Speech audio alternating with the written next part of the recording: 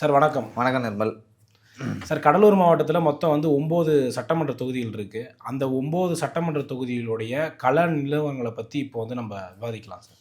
Okay, Cuddalore தொகுதியை பற்றி பார்த்தீங்கன்னா, கடலூருக்குன்னு ஒரு வரலாறு இருக்குது. நிறைய பேருக்கு கடலூர் தானே அப்படின்னு சொல்லிட்டு கடந்து போகிறாங்க. எதெல்லாம் கடற்கரை ஓரத்தில் இருக்கிறோ அதெல்லாம் ஒரு காலத்தில் பிரிட்டிஷாருக்கும் சரி, அந்த காலத்தில் சங்க காலத்தில் இருந்த தமிழ் மன்னர்களுக்கும் ஒரு துறைமுகமாக இருந்தது. கடலூர், பாண்டிச்சேரிலாம் ஒரு காலத்தில் அப்படி தான் இருந்தது. கொஞ்ச நாளுக்கு தமிழ்நாட்டோட தலைநகர் கடலூராக தான் இருந்துச்சு. இந்த மாதிரி பல சிறப்புகள் இருக்குது. ஒரு காலகட்டத்தில் தமிழகம் முழுவதும் இருந்து பள்ளி கல்லூரி சேர்க்கணுன்னா கடலூருக்கு தான் வருவாங்க. ஸோ அங்கே ஃபோர்ட் இருக்குது, அதே போல் துறைமுகம் இருக்குது, மீன்பிடி தளம் இருக்குது. ஸோ இந்த மாதிரியான விஷயங்கள்லாம் முக்கியமானது. நிறைய கிறிஸ்டியன் இன்ஸ்டியூட் இருக்குது அங்கே. அதே போல் அங்கே பொறுத்த வரைக்கும், கடலூர் மாவட்டத்தை பொறுத்த வரைக்கும் எப்படின்னா, விவசாயம், முந்திரி தொழில், நெய்வேலி நிலக்கரி, பழுப்பு நிலக்கரி அதை எடுக்கிறாங்க. இந்த மீன்பிடி தொழில் இதெல்லாம் ஒரு முக்கியமான தொழிலாக இருக்குது. அங்கே எந்தெந்த சமூகத்தினர்லாம் இருக்காங்கன்னா, பறையர் சமூகம், அதே போல் வன்னியர் சமூகம், முதலியார் இருக்காங்க, அதே போல் தெலுங்கு பேசும் நாயுடு, அதே போல் ரெட்டி அந்த சமூகத்தினர் இருக்காங்க. அதே போல் அங்கங்கே பிள்ளை, அதுக்கப்புறம் செட்டியார், மீனவ சமுதாயம் கிட்டத்தட்ட மிக அதிக அளவில் இருக்காங்க சொல்கிறாங்க. ஒரு 20லேருந்து 25 கிராமங்கள் இருக்குது அப்படின்னு சொல்கிறாங்க. அந்த மாவட்டம் முழுவதுமே பறந்து வாழ்கிறாங்க அந்த மக்கள். இப்போ கடலூர் மாவட்டத்தில் பார்த்தீங்கன்னா, ஏடிஎம்கே 9 தொகுதியில் 7 தொகுதியில் போட்டியிடுது. அதில் பிஎம்கே பாட்டாளி மக்கள் கட்சி 2 இடத்துல போட்டியிடுது. டிஎம்கே சார்பாக 5 தொகுதியில் போட்டிடுறாங்க. 2 விடுதலை சிறுத்தைகள் கட்சிக்கு, 1 டிஎம்டிகே தேமுதிகக்கு, காங்கிரஸுக்கு 1 கொடுத்துருக்காங்க. அதையும் கடலூர்லேயே கொடுத்துருக்காங்க. சார், கடலூர் தொகுதிகளுடைய நிலவரம் எப்படி சார் இருக்குது?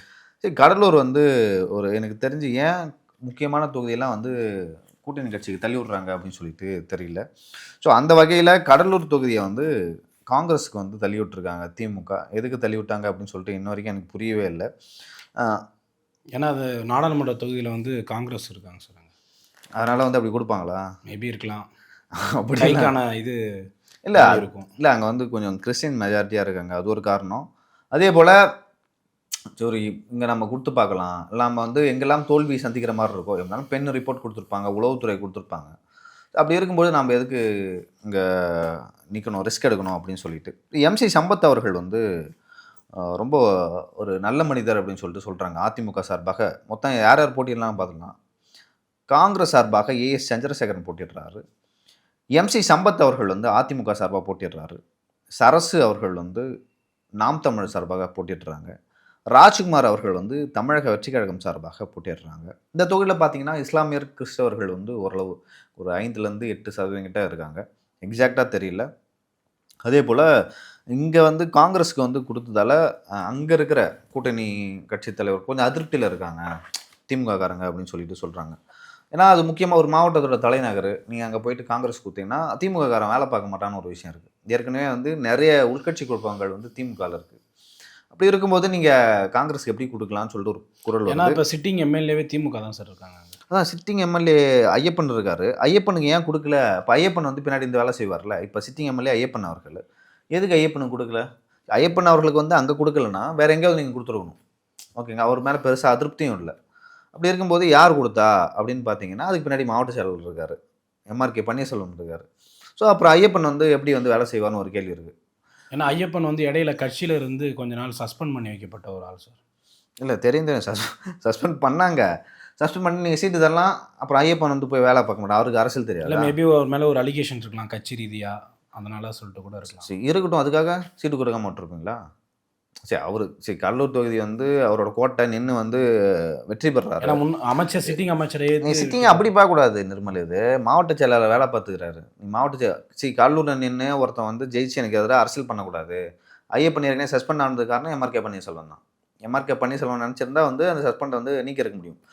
ஏன் திமுகவில் வேறு யாருமே அலிகேஷனே பண்ணலையா? ஏன் ஐயப்பன் மட்டும் சஸ்பெண்ட் பண்ணுறாங்க அப்படின்னு ஒரு விஷயம் இருக்குது. சரி, இந்த இடத்த கடலூர் தொகுதியை பொறுத்த வரைக்கும் எம்ஆர்கே பன்னீர்செல்வம் மேலே மிகப்பெரிய அதிருப்தியில் இருக்காங்க. அதுக்கு முக்கிய காரணம் என்னென்னா, கடலூர் அந்த தலைநகருக்கு அந்த பேருந்து நிலையம் வந்து ரொம்ப சின்னதாக இருக்கும். சார் என்ன சார் எல்லா ஊர்லேயுமே இந்த பேருந்து நிலையம் தான் சார் பெரிய பிரச்சனையாக இருக்குது. சரி, ஏன் அது பிரச்சனை ஆகுதுன்னா, இந்த மாதிரி இந்த அரசு கட்டிடங்கள் கட்டுவதன் மூலம் மிகப்பெரிய அளவில் வந்து கமிஷன் கிடைக்கும். இப்போ நான் 10 கோடியில் ஒரு கட்டடம் கட்டுறேன்னா, எனக்கு வந்து அதில் 20% 30% வந்து அது கமிஷன். Okay sir. இது எங்கேயோ சிட்டிக்கோ இல்லை டவுனுக்கோ சம்மந்தமே இல்லாத ஒரு இடத்துல கொண்டு போய் வைக்கிறாங்க. ஒரு பொட்டல் காடில் வைக்கிறாங்க. இது மக்களுக்கு அது எல்லா ஊரையும் நடக்குது. அதுக்கான காரணம் என்னன்னு சொல்லிட்டு கேளு. அவங்க நினைச்சா வந்து சிட்டிக்குள்ளே எங்கேயாவது ஒரு இடத்துல கட்டலாம். இல்லை சிட்டிக்கு அவுட்டரில் வந்து 1 அல்லது 2 கிலோமீட்டரில் கட்டலாம். ஆனால் நீங்கள் அங்கே போய் லேண்ட் வாங்கினா அந்த லேண்டோட விலை வந்து ரொம்ப அதிகம். அதில் உங்களுக்கு பெருசாக வந்து வருமானம் பார்க்க முடியாது. ஸோ அதனால் என்ன பண்ணுறாங்கன்னா, லைக் கொஞ்சம் அந்த வயல்வெளி இப்போ திருச்சியில் கட்டிக்கிறதுக்கு வந்து திருச்சிக்கும் அதுக்கும் சம்மந்தமே இருக்காது. இப்போ சென்னைனாச்சும் ஓரளவு நமக்கு சம்மந்தம் இருக்குது. ஏதோ ஊருக்கு போகிற வழி அங்கே இருக்குது, அப்படியே பஸ் ஏறிட்டு போயிடலாம். பஸ் ஏறிட்டு போகிறோம். இப்போ திருச்சி சம்மந்தம் இருக்காது. கள்ளக்குறிச்சி வந்து சம்மந்தமே இருக்காது சார். உளுந்தூர்பேட்லையும் சம்மந்தமே இல்லாமல் தான் சார் கட்டி வச்சுருக்காங்க. இப்போ உளுந்தூர்பேட்டை சரி விடு, நம்ம பேசக்கூடாது அதெல்லாம். உளுந்தூர்பேட்டையும் சம்மந்தம், ஏன்னா நாம் தான் அதில் பாதிக்கப்பட போகிறோம். ஸோ அந்த வகையில் வந்து எம்ஆர்கே பன்னீர்செல்வம் மேலே வந்து மிகப்பெரிய அதிருப்தியில் இருக்கிறாங்க கடலூர் மக்கள். அந்த அந்த அந்த தொகுதிக்கு வந்த பஸ் ஸ்டாண்டை எடுத்துகிட்டு போய் அவர் குறிஞ்சிப்பாடி மலை மேலே வந்து கட்டியிருக்காங்க. ஏன் இங்கே இருந்த போய் நீங்கள் கட்டிடுறீங்க அப்படின்னு சொல்லிட்டு ஒரு கேள்வி எழுது. அதே போல் அவர் ஐயப்பன் அவர்கள் வந்து மிகப்பெரிய அளவில் வந்து ஒர்க் பண்ணாலும் வந்து பின்னாடி என்ன பண்ணுவாங்கன்னு நம்மளுக்கு தெரியும். ஸோ அதனால் இந்த இடத்த கடலூரை பொறுத்த வரைக்கும் எம்சி சம்பத் அவர்கள் வந்து வெற்றி பெற வாய்ப்பு இருக்குது. எம்சி சம்பத் மேலே வந்து ரொம்ப அமைதியான ஆள், பெரிய அலிகேஷன் எதுவும் இல்லை. 10 வருஷம் அமைச்சராக இருந்தும் அலிகேஷன் கரெக்டாக ரொம்ப அமைதியான அமைச்சராக இருந்திருக்காரு. ஸோ அவர் தான் வெற்றி பெறதுக்கான வாய்ப்புகள் இருக்குன்னு அடித்து சொல்கிறாங்க. சில இடத்துல இழுபறி இருக்கும், இல்லை இவங்க முன்னிலை, இல்லை சொல்ல முடியாது அப்படின்னு சொல்லலாம். பட் கடலூரை பொறுத்த வரைக்கும் எம்சி சம்பத் தான் வந்து முன்னிலையில் இருக்கார். சார் அடுத்தது வந்து விருதாசலம் தொகுதி சார். சரி, விருதாசலம்லாம் நம்ம பார்க்காம சொல்லிடலாம். விருதாசலம் வந்து ஒரு முக்கியமான தொகுதி. கேப்டனோட மனைவி நிற்கிறாங்க. சரி, கேப்டனோட மனைவி நிற்கட்டுமே. இப்போ எனக்கு என்னென்னா, இப்போது ஒரு தேர்தலில் நான் வந்து நிற்க போகிறேன்னா என் சொந்த தொகுதி அது, எனக்கு எங்கே செல்வாக்கு இருக்குது அப்படின்னு சொல்லிட்டு நான் நிற்பேன். அவர் கேப்டன் அவர்களுக்கும் அது பொருந்தும், அவங்க மனைவி அவர்களுக்கும் பொருந்தும். ஆனால் எங்கள் கணவர் ஏற்கனவே ஃபஸ்ட்டு வந்து விருத்தாச்சலத்தில் நின்னார், அதனால் நான் நிற்கிறேன் அப்படின்னு சொல்லிட்டு நின்னா வந்து யார் ஓட்டு போடுவா? உங்கள் கணவர் என்ன பண்ணார் விருத்தாச்சலத்துக்கு அப்படின்னு பார்த்தீங்கன்னா ஒன்றும் இல்லை. அப்போ இடைப்பட்ட காலத்தில் நீங்கள் ஏதாவது பண்ணீங்களா? இல்லை, நீங்கள் ஒவ்வொரு தேர்தலுக்கும் மாறிட்டே போகிறீங்க. விருத்தாச்சலம் நின்னீங்க, ரிஷிவந்தியன் நின்னீங்க, உளுந்தூர்பேட்டையில் வந்து தோத்தீங்க. எதுக்கு மாறிட்டே இருக்கீங்க? ஸ்டாண்டர்டாக ஒரு தொகுதி எடுத்துங்க, அந்த அந்த தொகுதிக்கு நலத்திட்டங்கள் பண்ணுங்கள், அந்த மக்களை போய் சந்திங்க, அங்கே வந்து பொலிட்டிக்கல் ஆக்டிவிட்டி பண்ணுங்க. நீங்கள் வந்து உங்கள் இஷ்டத்துக்கு வந்து நீங்கள் இப்பீங்க அங்கே இருக்கிற மக்கள் வந்து ஓட்டு போட்டணுமா? அப்படி இயல்பாக ஒரு கேள்வி வருது இல்லை மக்கள். இப்போ நாம் அப்படி யோசிக்கிறோம், மக்களை சார் இந்த பிரபலமாக இருக்கவங்கள்ட்டே இது ஒரு பழக்கமாக இருக்குது சார். நம்ம எங்கே நின்னாலும் ஜெயிச்சிருவோம். இந்த பிரபலமாக இருக்கவங்க வந்து வேலை செய்ய மாட்டாங்க, ஓகேங்களா? இப்போ சில ரொம்ப ரேராக தான் வந்து வேலை செய்வாங்க. என் தொகுதியை பார்த்துக்கணும், என் தொகுதி இது, என் கோட்டை அப்படின்னு ஆக்கி வச்சுருப்பாங்க. இந்த பிரபலமாக இருக்கவங்க, இந்த கூட்டணி கட்சிக்கு வரவங்க திடீர்னு தொகுதி கேட்டு வாங்குவாங்க, எனக்கு இந்த தொகுதியை கொடுங்கன்னு சண்டை போட்டு வாங்குவாங்க. அவங்களாம் பார்த்தீங்கன்னா பெருசாக எப்படி சொல்கிறது, வேலை செய்ய மாட்டாங்க. அவங்களுக்கு வந்து வேறு பிஸ்னஸ்ஸு, வேறு பிஸியில் இருப்பாங்க, கட்சியை பார்த்துக்கணும் அப்படின்னு சொல்லிட்டு. அதனால் வந்து இங்கே வரமாட்டாங்க. பெரிய ப்ளஸ்ஸு அப்படின்னு சொல்லிட்டு அங்கே பார்த்தீங்கன்னா விருத்தாச்சலம் தொகுதியை பொறுத்த வரைக்கும் இன்னொன்று பாமக ரொம்ப வலுவாக இருக்கிற தொகுதி சார் அது. சரி, உங்களுக்கு விருத்தாச்சலம் ஆகட்டும், கடலூர், லைக் அந்த சிதம்பரம், அப்படி மயிலாதுறை, ஜெயங்கொண்டம், அரியலூர், பெரம்பலூர் கூட இல்லை, இங்கெல்லாம் பார்த்தீங்கன்னா வந்து வன்னிய சமுதாய மக்கள் வந்து மிகப்பெரிய அளவில் இருக்காங்க. நீங்கள் பார்த்தீங்கன்னா 2021 தேர்தலாகட்டும், அதே போல் 2016 தேர்தலாகட்டும், அதே போல் 2011 தேர்தலாகட்டும். இப்போ 2011 அந்த தொகுதியை வந்து டிஎம்டிக்கு கொடுத்தாங்க. 2014 கலைச்செல்வன் வெற்றி பெற்றார். இந்திய நேஷனல் காங்கிரஸ் ஒரு பெரிய அதிருப்தி இருந்தது, அதனால் வந்து காங்கிரஸ் வெற்றி பெற்றது. அதுவும் ரொம்ப சொற்ப வாக்கு தான். இப்போ வந்து இப்போ நம்ம யார் யார் போட்டிடுறான்னு பார்த்தோன்னா, தேமுதிக சார்பாக பிரேமலதா அவர்கள் போட்டிடுறாங்க. பாட்டாளி மக்கள் கட்சி சார்பாக கூட்டணி கட்சி கொடுத்துருக்காங்க அதிமுக. அங்கே தமிழரசி, டாக்டர் தமிழரசி, அவங்களுக்கு வந்து ஒரு நல்ல பேர் இருக்குது. அதே போல் ஆனந்தி அவர்களுக்கு என்டிகே அவங்களுக்கு கொடுத்துருக்காங்க. டிவிகே சார்பாக விஜய் அவர்களுக்கும் கொடுத்துருக்காங்க. அங்கே பாரு எத்தனை விஜய் கட்சியிலே இல்லை, எல்லாரும் பேருக்கு முன்னாடி விஜய் தான் சார். விஜய் இல்லை, ஒரு உண்மையான பேரே விஜய் தான். ஸோ இந்த தொகுதியை பொறுத்த வரைக்கும் தமிழரசி அவர்கள் வெற்றி பெறுவதற்கான வாய்ப்புகள் மிகப்பெரிய அளவு இருக்குது. ஏன்னா கேண்டிடேட் வந்து வெளியூருக்காரங்க. ஏற்கனவே விருத்தாச்சலம் தொகுதி நின்று நீங்கள் என்ன செஞ்சீங்க, ஏதாவது ஒரு விஷயத்த சொல்லுங்கள் அப்படின்னா பஸ் ஸ்டாண்டு அதுன்னு சொல்லுவாங்க. பட் மக்கள் வந்து மறக்கவே கூடாது உங்கள் அரசியல் பணியை. அந்த அளவுக்கு வந்து நீங்கள் ஒர்க் பண்ணணும். பிரேமலதா விஜயகாந்த் அவர்கள் வந்து ஏற்கனவே வந்து விடுதலை சிறுத்தைகள் கட்சிக்கும் அவங்களுக்கும் வந்து ஒரு முரண் இருக்குது. அவங்களுக்கு தெரியும், ஸ்டேஜ்லேருந்து அவங்க எஞ்சியே நிற்கலை அப்படின்னு சொல்லிட்டு ஒரு குற்றச்சாட்டு இருக்குது அவங்க மேலே. தொடர்ந்து வந்து திமுக மேடையில் வச்சுட்டே வந்து அவங்களே விமர்சிக்கிறாங்க சார். அந்த அளவுக்கு வந்து அவங்க மேலே வந்து சமூக வலைதளங்களில் வந்து ட்ரோல் பண்ணிட்டு இருக்காங்க, ட்ரோல் மெட்டீரியலாக வராங்க. ஒரு ஒரு மாதிரி அந்த ஒரு அரகண்ட் இருக்கும், ஒரு ஆதிக்க சாதிக்கான அரகண்ட். அந்த அரகண்ட் வந்து பிரேமலதா விஜயகாந்த் இருக்கு. ஆனால் விஜயகாந்த் அதை பார்க்க முடியாது. அவர் கோவமாக கத்துவார், பேசுவார், அது அவருடைய நேச்சர் சார். நேச்சுரு. ஆனால் பிரேமலதா விஜயகாந்த் அவர்கள் வந்து அதை வேணுனே பண்ணுறாங்க. ஸோ அதெல்லாம் வந்து எப்படி சொல்கிறது, ஒரு பொதுவான ஜனங்களுக்கு வந்து இப்போ உங்கள் கணவர் இறந்துட்டார், உங்கள் பையன் என்ன 100 இலையில் வந்து வெற்றி வாய்ப்பை தவற விட்டான். இப்போ நீங்கள் நிற்கிறீங்க, அதை எப்படி அனுதாபமாக மாற்றணும் அப்படின்னு சொல்லிட்டு தான் நம்ம பார்க்கணும். இல்லை சார், போன தாட்டி வந்து அவர் விருதுநகரில் நிற்கும்போது, எம்பிக்கு நிற்கும்போது ஒரு அனுதாப அலை இருந்தது. அதை வந்து இவங்களால வந்து புஷ் பண்ணி கொண்டு போயிருக்கணும். ஓகேவா, கேப்டன் இல்லாத முதல் தேர்தல் அப்படின்னு சொல்லிட்டு. ஆனால் அவங்க இந்த முறை அந்த மாதிரி பண்ணலை சார். அவங்க அப்படி பண்ணவே அவங்க என்னன்னா முழுக்க முழுக்க திமுகவே நம்பியிருக்காங்க சார். திமுகவில் இருக்கும் வேலை செய்வாங்களா இல்லைன்னு தெரியல. பட் ஆனால் விருத்தாச்சலத்தும் பெரிதாக திமுக ஆட்கள் யாருமே இல்லை அப்படின்னு சொல்லிட்டு சொல்கிறாங்க. ஆமாம், இல்லை சார் அந்த அளவுக்கு. சரி, இங்கே பொறுத்த வரைக்கும் வந்து தமிழரசி அவர்கள் தான் வந்து வெற்றி பெற போகிறாங்க. சரி, எதனால் சார் அவங்களுக்கு? இல்லை, அங்கே வந்து அவங்க வந்து வன்னிய சமூகத்தை சேர்ந்தவங்க இருந்தாலும் பொதுமக்கள் கிட்டத்தட்ட ஒரு 2000-3000 பிரசவம் கிட்ட பார்த்துருக்காங்களாம் அவங்க. ஸோ எல்லா மக்கள் மத்தியிலையும் ஒரு ஆதரவு இருக்குது. அந்த சில இடங்களில் வந்து சாதி முத்திரை இருக்கும். அந்த டாக்டர் மேலே வந்து அந்த அம்மா மேலே வந்து அப்படி இல்லையா ஏதோ. ஆமாம், ஓகே. நான் நிறைய வீடியோஸ் பார்த்தேன். அங்கே இருக்கிற நண்பர்கள்ட்டையும் கேட்டேன் எப்படி இருக்குது அப்படின்னு சொல்லி. இல்லை, ரொம்ப சிம்பிளாக வராங்க. சிம்பிளாக வராங்க. டாக்டர் அம்மா தான் வின் பண்ணுவாங்க அப்படின்னு சொல்லிட்டு சொல்கிறாங்க. சார், அடுத்ததாக வந்து நெய்வேலி தொகுதி களம் நிலவரம். நெய்வேலி தொகுதியெல்லாம் கண்ணை மூட்டு சொல்லிடலாம், ஏடிஎம்கே தான் வின் பண்ணுவாங்க அப்படின்னு சொல்லிட்டு. ஏன்னா லாஸ்ட் டைம் வந்து திமுக வின் பண்ணதே வந்து சொற்ப வாக்குகள் தான். அங்கே வந்து கிறிஸ்டியன்ஸ் அதிகம், வன்னிய கிறிஸ்தவர்கள் வந்து ரொம்ப அதிகம். அதே போல் நெய்வேலி அந்த நிலக்கரியில் வேலை செய்கிறவங்களும் வந்து அதிகம். ஸோ இந்த வாக்குகள்லாம் யாருக்கு போகும்னா இந்த முறை வந்து என்டிஏ கூட்டணிக்கு போகும். ஏன் என்டிஏ கூட்டணிக்கு போகும்னா, ஃபஸ்ட்டு ஒரு விஷயம் என்னென்னா, லாஸ்ட் டைம் வந்து அவர் நம்ம அண்ணா இருந்தார், வேல்முருகன் அண்ணா இருந்தார் டிஎம்கே கூட்டணியில். அவர் போய் இப்போ தனியாக நிற்கிறார். அங்கே நெய்வேலியை பொறுத்த வரைக்கும் பெரிய டீம் சின்னையா டீம்லாம் இல்லை, ஒரே டீம் தான், சின்னையா டீம் அப்படின்னு சொல்லிட்டு சொல்கிறாங்க. அதை தாண்டி வந்து அங்கே நெய்வேலியில் வேலை செய்கிற ஊழியர்கள்லாம் வந்து மத்திய அரசுக்கு ஆதரவாக ஸ்டாண்ட் எடுக்கணும்னா பாஜகவுக்கு தான் போட்டாகணும். ஸோ அதனால் இந்த முறை வந்து சொரத்தூர் ராஜேந்திரன் வந்து அதிமுக சார்பாக, சபா ராஜேந்திரன் வந்து திமுக சார்பாக, வீரமணி அவர்கள் வந்து நாம் தமிழர் சார்பாக, ஆனந்த் அவர்கள் வந்து டிவிகே சார்பாகன்னு சொல்லிட்டு நிற்கிறாங்க. இதில் வந்து சொரத்தூர் ராஜேந்திரன் வந்து ஈஸியாக வின் பண்ணிடலாம் சொல்லலாம். ஏன்னா 2 முறை வந்து தொடர்ந்து வெற்றி பெற்றிருக்காங்க. நெய்வேலி தொகுதியை பொறுத்த வரைக்கும் அவர் வேல்முருகன் கொஞ்சம் ஸ்ட்ராங்காக இருப்பார். அவரே தனியாக வந்துட்டார். இப்போ ஒரு விஷயம் எடுத்துக்கலாம் சார், வேல்முருகன் சொல்லணும் ஞாபகம் வருது. கடலூர் மாவட்டங்களில் நிறைய இடத்துல திமுக வந்து பின்னாடி சந்திக்கிறதுக்கு வேல்முருகனும் ஒரு காரணமாக இருக்கலாமா? கண்டிப்பாக. அதுக்கு வந்து நம்ம நிறைய எக்ஸாம்பிள் சொல்லலாம். இப்போ வந்து இந்த தொகுதியை வந்து நம்ம காரணமாக சொல்லலாம். ஏன்னா அண்ணன் வந்து அங்கே சாங் பண்ணி வச்சுருப்பார், வேல்முருகன் அண்ணன் வந்து. ஸோ அதனால் அவங்களுக்கு வெளில வந்தான்னு அந்த வாக்குகள் வந்து போகாது. அவர் வெளில வந்துட்டா சரி வேல்முருகன் அண்ணா இருக்குன்னு சொல்லிட்டு நான் திமுக லாஸ்ட் டைம் போதுன்னு வச்சுக்கேன். வேல்முருகனே இல்லை, நான் எதுக்கு திமுகவுக்கு போகணும், எங்கள் அண்ணன் அசிங்கப்பட்டுட்டாங்க, எங்கள் அண்ணன் ஒரு சீட்டு கூட இல்லைன்னு சொல்லிட்டாங்க கடைசி. ஒரு சீட்டு கூட நான் எதுக்கு வந்து அவரை வளர்த்து விடணும் அப்படின்னு சொல்லிட்டு, மற்றவங்க எதுக்கு வளர்த்து விடணும்னு சொல்லிட்டு. சார் இது ஒரு லாஜிக்கு. இவ்வளோ காலமாக திமுகவில் பயணிச்சார், கருணாசுக்கெல்லாம் கூட்டு ஒரு சீட்டு கொடுக்குறாங்க, இவருக்கு ஏன் சார் கொடுக்க மாட்டேன்? சரி, வட தமிழகத்தில் இருக்கிற வன்னியர்களாகட்டும், அதே போல் இங்கே இருக்கிற பறவைகளாகட்டும், திமுக எப்படி பார்க்குறாங்கன்னா ஒரு கிள்ளுக்கிறையாக பார்க்குறாங்க. அவங்களுக்கு வேணும்னா யூஸ் பண்ணிப்பாங்க, எல்லாம் தூக்கி போட்டுருவாங்க. அந்த சாதி ரீதியான பிரதிநிதித்துவம் வந்து கொடுக்க மாட்டாங்க. ஸோ அதுதான் வந்து திமுகவில் காட்டுது. இங்கே இருக்கிற பெரும்பாலான வன்னிய சமூகத்தை சார்ந்தவர்கள் யார் பக்கம் நிற்பாங்கன்னா பாமக பக்கம் நிற்பாங்க, அதிமுக பக்கம் நிற்பாங்க. அதே போல் மீனவர்களும் வந்து இந்த பக்கத்தில் ஓரளவு அதிகம்.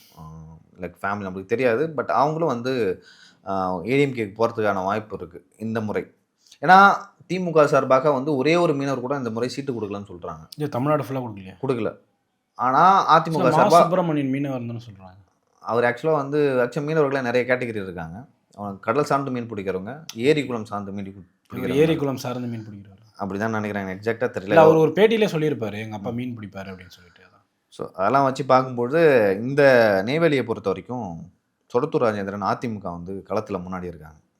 சார், அடுத்தது வந்து பண்ருட்டி தொகுதி, ரொம்ப முக்கியமான தொகுதி சார். பண்ருட்டி தொகுதி வந்து அண்ணன் வேல்முருகன் அவர்கள் தான் கொடுத்துருக்கணும். ஆனால் அந்த முறையை வந்து அவர் நிற்காமல் அவங்க கட்சியில் கேமரா சின்னத்தில் இன்னொருத்தர் நிற்கிறாரு. பண்ருட்டி தொகுதி வந்து ரொம்ப முக்கியமான தொகுதி, அதுதான் டிசைட் பண்ணும். இப்போ சென்னையில் வந்து ஒரு 5-6 வந்து திமுக லூஸ் பண்ணிட்டாங்கன்னா தமிழ்நாடு முழுவதும் வந்து ஒரு ஆட்சி மாற்றம் வரும்னு சொல்லிட்டு சொல்லுவாங்க. திருச்சிலையும் அப்படி தான் அது. திருச்சிலையும் அப்படி தான். அப்படி இருக்கும்போது பண்ருட்டியில் வந்து நகர செயலாளர் மோகன் என்பவர் வந்து அதிமுக சார்பாக நிற்கிறாரு, அப்துல் ரஹ்மான் விடுதலை சிறுத்தைகள் சார்பாக நிற்கிறாரு, என்டிகே சார்பாக பானுப்பிரியா, டிவிகே சார்பாக மணிகண்டன். ஒரு பெரிய ப்ளஸ் வந்து அதிமுக என்னன்னா சின்னம், அவங்களுக்கு ரெட்டலையில் இருக்குது, விடுதலை சிறுத்தைகள் வந்து பாணியில் இருக்குது. இந்த தொகுதியை பொறுத்த வரைக்கும் வந்து பறைய சமூகத்தை சேர்ந்தவர்கள் 38% இருக்காங்க. வன்னியர் சமூகமும் வந்து சேம் 13 பேர் வந்து தலித்ஸ் நான் வன்னியர். கிறிஸ்டியன்ஸ் வந்து ஒரு அந்த 13% தான் வந்து டிசைடிங் ஃபேக்டர். ஆமாம், அதான் டிசைடிங் ஃபேக்டரு. இவர் நகர செயலாளர் அவர் மோகனுக்கு வந்து ஒரு நல்ல பேர் இருக்குது. இவர் இஸ்லாமியர் என்பதால் அப்துல் ரஹ்மானுக்கு இஸ்லாமியர் வாக்குகள் வந்து முழுதான் கிடைக்கலாம். ஆனால் இந்த தொகுதியை பொறுத்த வரைக்கும் வந்து இழுபறியில் அதிமுக கொஞ்சம் முன்னணியில் இருக்குது அப்படின்னு சொல்லிட்டு சொல்கிறாங்க. ஏன்னா டிவிகேவுக்கு வந்து இஸ்லாமிய வாக்குகளும் கிருஷ்ண வாக்குகளும் போகிறதுக்கான வாய்ப்பு இருக்குது. அதனால் இழுபறியில் கொஞ்சம் மோகன் அவர்கள் வந்து முன்னணியில் இருக்கிறதா சொல்கிறாங்க. பொறுத்துட்டு தான் பார்க்கணும். அதை தாண்டி வந்து கேமரா சின்னத்தில் இங்கே தமிழக வாழ்முறை சார்பாக ஒருத்தர் நிற்கிறாங்க. இதனால் வன்னியர் வாக்குகள் வந்து 4ஆக பிரியத்து வாய்ப்பு இருக்குது. ஏன்னா மணிகண்டன் வந்து வன்னியர் சமூகத்தை சார்ந்தவர்.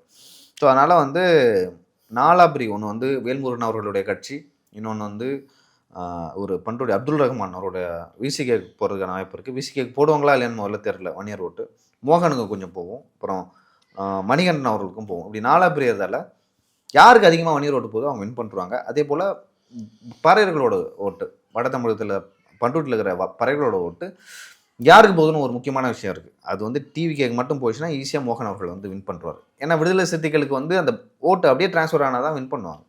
டிவிக்கு அதை வந்து பிரித்தா மிகப்பெரிய அளவில் வந்து தோல்வியதற்கான வாய்ப்பு இருக்குது. சார், அடுத்தது வந்து அமைச்சரோட தொகுதி குறிஞ்சிப்பாடி. இல்லை, குறிஞ்சிப்பாடியை பொறுத்த வரைக்கும் இந்த முறை வந்து கஷ்டம் அப்படின்னு சொல்லிட்டு சொல்கிறாங்க. சார், என்ன ரீசன் சார்? சிட்டிங் மினிஸ்டராக இருக்காரு, ரொம்ப முக்கியமான ஆள், சீனியரு. இல்லை, அவர் வந்து குறிஞ்சிப்பாடிக்கு வந்து பஸ் ஸ்டாண்ட் அங்கேருந்து வந்து கட்டினார். அதை தாண்டி பார்த்தீங்கன்னா அவர் வந்து விவசாயத்துறைக்கு வந்து பொதுவாக எதுவுமே செய்யலை அப்படின்னு சொல்லிட்டு சொல்கிறாங்க. திமுக சார்பாக எம்ஆர்கே பன்னீர்செல்வம் நிற்கிறாரு. ஏடிஎம்கே சார்பாக புவனேந்திரன் அப்படின்னு சொல்லிட்டு நிற்கிறாரு. கவிதா அவர்கள் வந்து நாம் தமிழர் சார்பாக நிற்கிறாங்க. ராஜ்குமார் வந்து டிவிகே சார்பாக வந்து நிற்கிறாரு. இந்த தொகுதியை பொறுத்த வரைக்கும் அந்த புவனேந்திரன் இருக்கார்ல, அவர் வந்து ஒரு மீன்பிடி தொழிலை வந்து செய்கிறாரு. கிட்டத்தட்ட 13 பஞ்சாயத்து வந்து அவரோட கண்ட்ரோலில் இருக்குது. எல்லாம் பெரிய பெரிய பஞ்சாயத்து, எல்லாமே ஃபிஷர்மேன்ஸு. அப்படி இருக்கும்போது அந்த ஓட்டுகள்லாம் வந்து மொத்தமாக தனக்கு விழுன்னு சொல்லிட்டு பார்க்குறாரு. இது வந்து நாடாளுமன்ற எலெக்ஷனில் நின்றுட்டு வந்து வின் பண்ணுறதுக்கு. இது வந்து சட்டமன்ற தேர்தல். என் சொந்தக்காரன் யார், என் தொழில் சட்டம் யார், என் கட்சிக்காரன் யார், என் ஜாதிக்காரன் யார், அது இந்த மைனாரிட்டி சமூகமாக இருக்கவங்க வந்து ரொம்ப அரகண்டாக இருக்கும். ரொம்ப எப்படி நம்மளுக்கு ஒரு எம்எல்ஏ வேணும். ஆமாம், நம்மளுக்கு ஒரு எம்எல்ஏ வேணும், நம்மளால் ஒருத்தவங்க கொடுத்துருக்காங்க. ஏன்னா அதிமுக சார்பாக 3 பேர் கொடுத்துருக்காங்கன்னு நினைக்கிறேன் மீனவருக்கு. அதில் வந்து புவனேந்திரன் ஒருத்தவர். அந்த தொகுதியை பொறுத்த வரைக்கும் ஸோ இதில் வந்து எப்படி சொல்கிறது, எம்ஆர்கே வந்து லைக் தோத்தாலும் தோக்கலாம் அப்படின்னு சொல்லிட்டு சொல்கிறாங்க. ஏன்னா 2 முறை தொடர்ந்து வந்து வின் பண்ணியிருக்காரு அவர். இந்த முறை வந்து கொஞ்சம் கஷ்டம் தான், இழுபறி தான் அப்படின்னு சொல்லிட்டு சொல்கிறாங்க. புவனேந்திரனுக்கு இருக்கிற பெரிய ப்ளஸ்ஸே என்னென்னா அவர் மீனவ சமூகத்தை சேர்ந்தவர், ப்ளஸ் வன்னியர் சமூக ஓட்டுக்கு இருக்குது. அதையும் தாண்டி அதிமுகவின் ஓட்டு இருக்குது. இந்த 3 ஓட்டு இருக்குது. தனியாக கேமரா சின்னத்தில் நின்று வேல்முருகன் வந்து வன்னியர் ஓட்டை பிரிக்கிறார். அதுக்கு கடைசி முறை எங்கே போச்சுன்னா எம்ஆர்கே பன்னீர்செல்வம் அவர்களுக்கு போச்சு. இந்த முறை அந்த ஓட்டு அவருக்கு போகாது. ஸோ பாமக வந்து அங்கே அதிமுக இருக்கிறதால வன்னியர் ஓட்டும் வந்து அங்கே போகும். ஸோ இங்கே வந்து களத்தில் யார் முன்னிலையில் இருக்காங்கன்னா புவனேந்திரன் இருக்கார். நிறைய ப்ளஸ் பாயிண்ட் அவர் இருக்குது. இவருக்கு பெரிய மைனஸ் பாயிண்ட் என்னன்னா எம்ஆர்கே வந்து தொகுதிக்கு எதுவுமே செய்யலை, அமைச்சராக இருந்து விவசாயத்துறைக்கு என்ன செஞ்சார் அப்படின்னு ஒரு கேள்வி எழுது.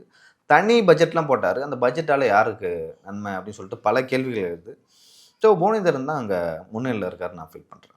சார், புவனகிரி. ஸோ புவனகிரியில் மொத்தம் வந்து கிட்டத்தட்ட ஒரு 2,30,000 ஓட்டு இருக்குது. அதில் துரைக்கி சரவணன் திமுக சார்பாக நிற்கிறாரு. அருள்மொழி தேவன் அவர்கள் வந்து நிற்கிறாங்க ஏடிஎம்கே சார்பாக. சுமதி ஸ்ரீனிவாசன் வந்து என்டிகே, மகாலிங்கம் வந்து டிவிகே சார்பாக வந்து நிற்கிறாங்க. இந்த மாதிரி அருள்மொழி தேவன் அவர்கள் வந்து ஏற்கனவே ஒரு நல்ல பேரை வாங்கியிருக்காரு தொகுதியில். அதே போல் நல்லா ஒர்க் பண்ணக்கூடிய ஒரு ஆள். எனக்கு தெரிஞ்சு ஏதோ ஒரு வாரியத்தில் இருந்தார். அதுக்கப்புறம் மினிஸ்டராக இருந்தாரா? மினிஸ்டராக இல்லை, நாடாளுமன்ற உறுப்பினராக இருந்தார். ஒரு வாரியத்தில் இருந்தார்னு நினைக்கிறேன். அதுக்கு முன்னாடி என்ன வாரியம்னு எனக்கு சரியாக தெரியல. ஸோ அதில் நிறைய சம்பாரிச்சிட்டாரு, அதனால தான் வந்து இப்போ கெத்தாக இருக்கிறாரு அப்படின்னு சொல்லிட்டு சொல்கிறாங்க. ஸோ இப்பயும் வந்து தொடர்ந்து அவர் செலவு பண்ணுறதுக்கான காரணம் என்னென்னா இந்த லைக் பணம் அப்படின்னு சொல்லிட்டு சொல்கிறாங்க. துரைக்கி சரவணன் வந்து டாக்டர் பையனோ அவரோ டாக்டர்னு சொல்லிட்டு சொல்கிறாங்க. அவருக்கு வந்து தொகுதியில் புவனகிரியில் வந்து ஒரு நல்ல பேர் இருக்குது. லைக் சில பேருக்கு வந்து கெட்ட பேர்லாம் இருக்கும், அந்த மாதிரிலாம் இல்லை. இப்போ சிட்டிங் எம்எல்ஏ அருள்மொழி தேவன் அவர்களாக இருந்தாலும் இந்த தொகுதி வந்து கொஞ்சம் இழுபறியில் தான் இருக்குது. நம்மளால் எக்ஸாக்டாக சொல்ல முடியல. ஏன்னா டிவிகே இல்லை, அந்த ஃபோர்ஸ் இல்லைன்னா வச்சுங்க நம்ம சொல்லிடலாம் யார் வின் பண்ண போகிறாங்கன்னு. ஸோ இந்த தொகுதி பொறுத்த வரைக்கும் நான் இழுபறின்னு தான் சொல்லுவேன். என்னால் எக்ஸாக்டாக கணிக்க முடியல. நிறைய பேர்கிட்ட பேசின அவங்களும் அப்படி தான் சொல்கிறாங்க. சார் அடுத்ததாக வந்து சிதம்பரம் தொகுதி.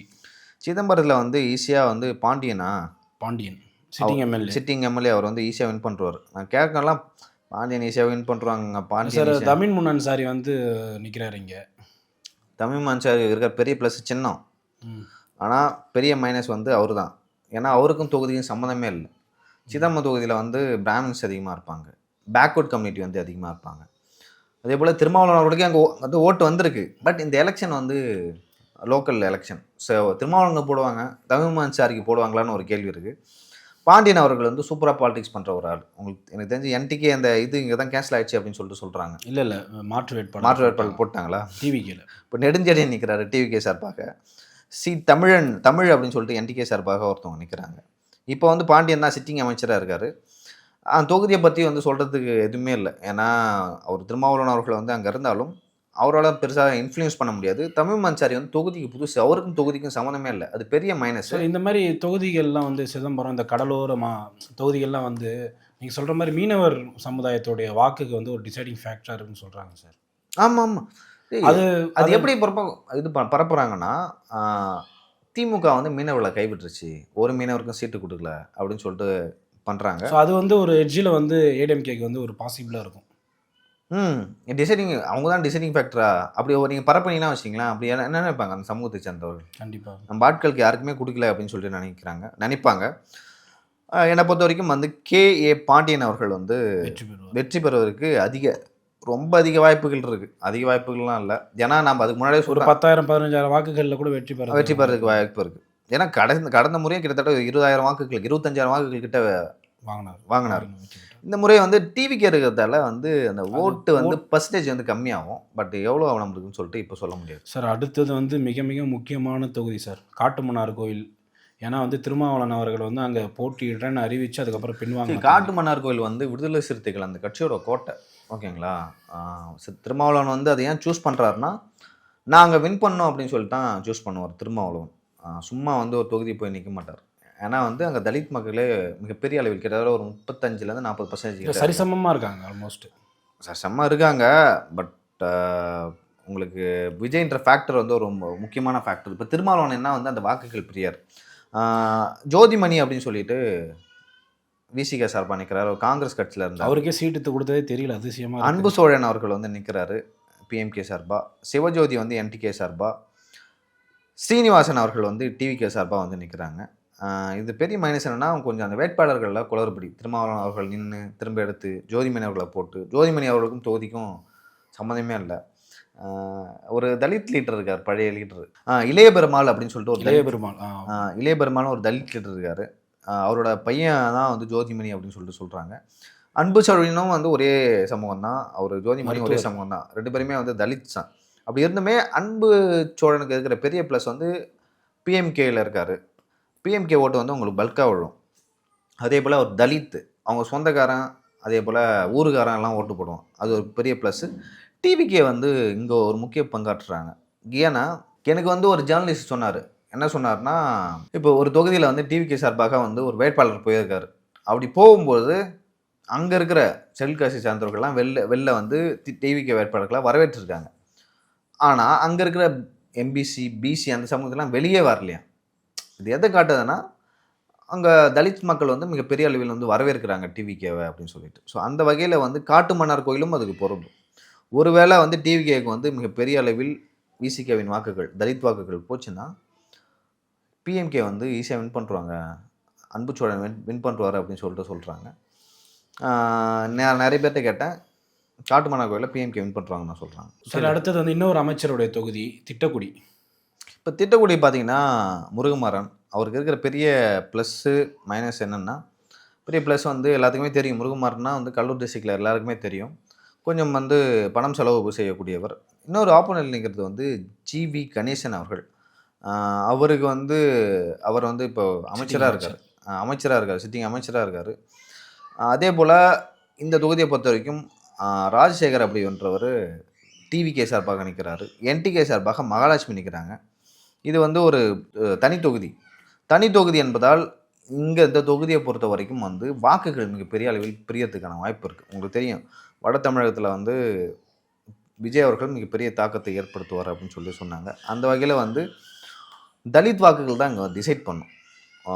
எனக்கு தெரிஞ்சு முருகுமாறனுக்கு நல்ல பேர் இருக்குது, அதே போல் கணேசனுக்கு நல்ல பேர் இருக்குது. அதை தாண்டி வந்து பிஎம்கே வாக்கு எங்கே போகணும் ஒரு விஷயம் இருக்குது. பிஎம்கே வாக்கு வந்து அப்படியே ஏடிஎம்கேக்கு போச்சுன்னா ஈஸியாக முருகுமாறன் அவர்கள் வந்து வெற்றி பெற்றுருவாங்க. ஜிவி கணேசனுக்கு வந்து ஏன் வாக்குகள் போகணும், பிஎம்கே வாக்குகள் போனால் லைக் லிட்டராக உங்களுக்கு தெரியும், அவர் வந்து தலித். ஸோ அவருக்கு ஏன் வந்து பிஎம்கே வாக்கு போகணும் ஒரு விஷயம் இருக்குது. பிஎம்கே வாக்கு மட்டும் ஏடிஎம்கேக்கு போச்சுன்னா அவர் வின் பண்ணுவார். இருந்தாலும் வந்து சிவி கணேசன் மேலே பெருசாக அதிருப்தி இல்லை. இந்த தொகுதியை பொறுத்த வரைக்கும் வந்து அவர் ஒரு அமைதியான அமைச்சர் தான். அமைதியான அமைச்சர் தான், சைலண்ட் தான். உளுந்தூர்பேட்டில் அடிக்கடி வருவார், போவார், பைக்கில் சுற்றிட்டு இருப்பார். ஸோ அந்த அளவுக்கு வந்து கொஞ்சம் அமைதியான அமைச்சர் தான். இந்த தொகுதியை பொறுத்த வரைக்கும் வந்து டிவிகே கேண்டிடேட் தான் டிசைட் பண்ணுவார். என்னை பொறுத்த வரைக்கும் இந்த தொகுதி வந்து இழுபறையில் தான் இருக்குது அப்படின்னு நான் சொல்லுவேன். ஓகே சார், நன்றி சார். நன்றி.